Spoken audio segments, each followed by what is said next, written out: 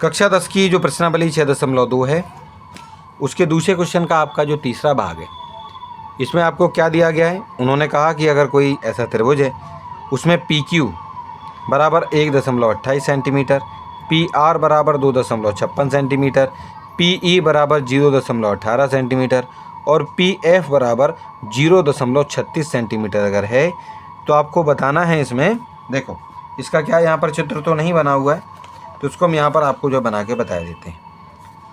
ठीक है, एक रफ आकृति इसमें हम आपको ऐसे ही बना के बता देते हैं।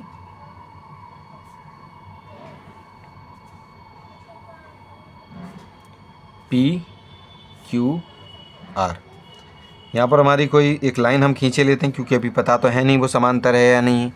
ठीक है, तो उसको हम ऐसे ही खींचे लेते हैं। चलो, और इसमें P से लेके Q तक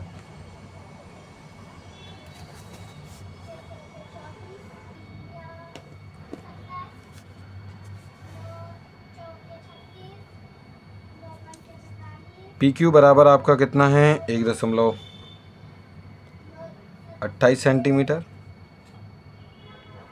और P से लेके R तक आपका है 2.56 सेंटीमीटर। ये पूरा, ये वाली पूरी PQ थी वो इतनी है, यहाँ से लेके यहाँ तक आपका PR वो 2.56 सेंटीमीटर है। P से लेके E, देखिए यहाँ पर है आपका E, तो P से लेके E तक कितना है आपका, P से लेके E तक हो जाए है आपका 0.18 सेंटीमीटर। तो जब P से लेके E तक आपका 18 सेंटीमीटर है तो E से लेके Q तक कितना होगा, क्योंकि देखिए पूरा का पूरा P से लेके Q तक, P से लेकर Q तक था 1.28, और अगर हमें चाहिए E से लेके Q तक तो हमें क्या करना पड़ेगा, हमें इस पूरे वाले में से यानी 1.28 में से इतने को कम करना पड़ेगा। जब इसको हम कम कर देंगे तो E से लेके Q तक की वैल्यू हमें मिल जाएगी। तो इनको हम घटाएंगे, क्या करेंगे छात्रों, घटाएंगे।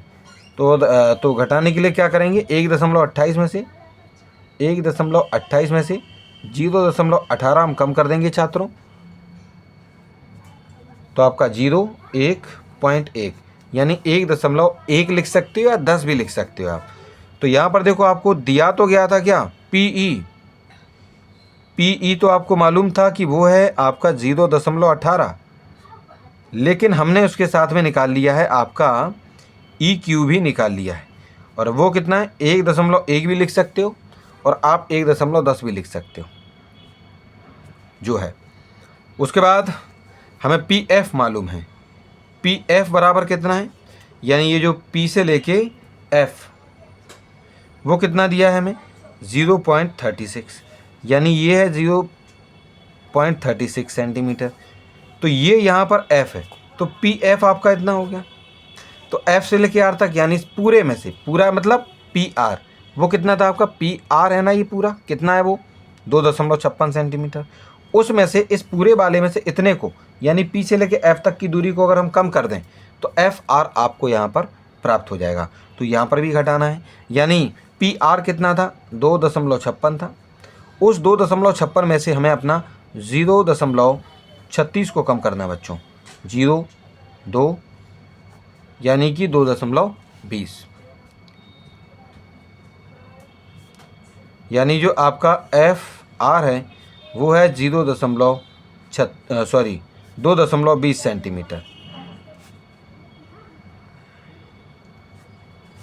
ठीक है, चलो अब उसके बाद क्योंकि हमें ये बताना है कि ये दोनों की दोनों जो ये जो लाइन है EF लाइन, क्या वो इसके समांतर है।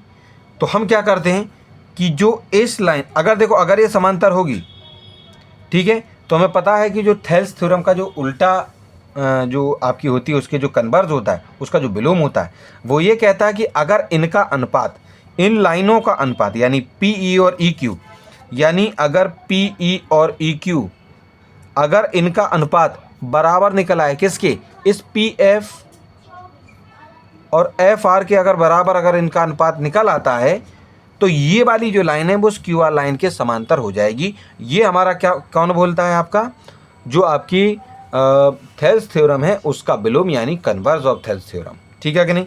चलो, तो इनकी हम वैल्यू रखते हैं, जैसे कि P आपको कितना दिया है 0.18, उसके स्थान पर उसको लिख देंगे, सेंटीमीटर से सेंटीमीटर कट ही जाएगा, इसलिए केवल 0.18 लिखे देते हैं।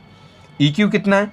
EQ है 1.10 बराबर, वहाँ पर कितना है आपका 0.36 सेंटीमीटर है PF, और बटे में जो आपका FR है, FR कितना है 2.20 सेंटीमीटर।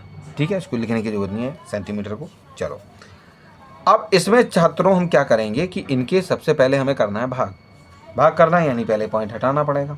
तो हमें क्या करना पड़ेगा, 0.18 है और जो 1.10 है, क्योंकि पॉइंट के बाद यहाँ पर भी 2 अंक हैं और पॉइंट के बाद यहाँ पर भी 2 अंक हैं, तो दोनों में हम 100 से ऊपर भी और नीचे भी, यानी 2 जीरो वाली संख्या से ऊपर भी गुणा करेंगे और नीचे वाली संख्या में भी गुणा करेंगे। इसी प्रकार से 0. ये जो 36 है और यहाँ पर जो 2.20 है, इसमें भी 2 अंक वाली 2 जीरो वाली जो संख्या है अंक, उससे हम क्या कर देंगे, इसमें गुणा कर देंगे। अब क्योंकि इन दोनों का गुणा जब आप करेंगे छात्रों, तो आपको कितना प्राप्त होगा 18।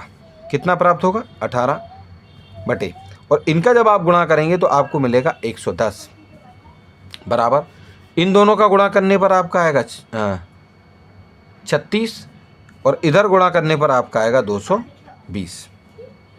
ठीक है कि नहीं? चलो अब उसके बाद छात्रों इसमें हम क्या करेंगे, इनको हम करेंगे बच्चों सरल। अगर आप यहाँ चलो यहीं देख लो, अगर आप यहीं देखेंगे तो ये कितना आपका 18 है और ये 110 है। अगर इसमें भी हम 2 से भाग करें, इसमें भी 2 से भाग करें, यानी इनको थोड़ा सा सरल अगर हम कर दें इन वालों को, तो देखिए क्या आ जाएगा आपका। ये तो चलो रहने दो, आपका 18 बटे 110 ही रहने दो, इसको ज़्यादा सेल मत करो, बस इसको आप सेल कर दो। जब आप सेल करोगे थोड़ा सा 2 से इसको दोनों को भाग करोगे, तो ये 18 बटे 220 आपका आ जाएगा। और आप क्या करेंगे, पिछले वाले क्वेश्चन की तरह यहाँ पर आप क्या लिख देंगे, थोड़ा सा इसमें हिंदी लिख देंगे, थोड़ी सी इसकी थोड़ी सी थ्योरी लिख देंगे कि आपके जो PE और EQ बराबर हो गए हैं PF और बटे में FR के। सो अतः ये वाली लाइन आपको यहाँ पर बच्चों लिख देनी है, यानी लिख देना है। So according to converse of Thales theorem EF parallel to QR, यानी अतः आधारभूत समानुपातिक प्रमेय के विलोम से जो EF है और जो QR है वो आपके समांतर है। इतनी लाइन आपको यहाँ पर और इसमें जोड़ देनी है, तो आपको पूरे नंबर इसमें प्राप्त हो जाएंगे। तो ये जो आपका दूसरा वाला भाग था इसका, ये भी आपका इस प्रकार से सॉल्व हो गया है।